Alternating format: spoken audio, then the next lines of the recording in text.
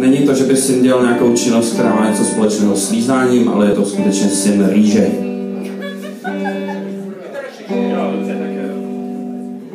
Samozřejmě, než to náš kytarista doladí, tak řeknu, že se jedná o Uncle Benz a někdy se vám to neslepí, normálně to můžete rvát do těch hrnců prostě po těch pytlích, jak chcete. Úplně to funguje vždycky perfektně.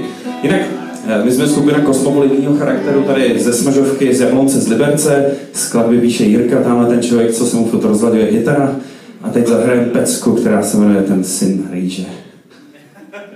Písnička se teď jmenuje River of Life, ale...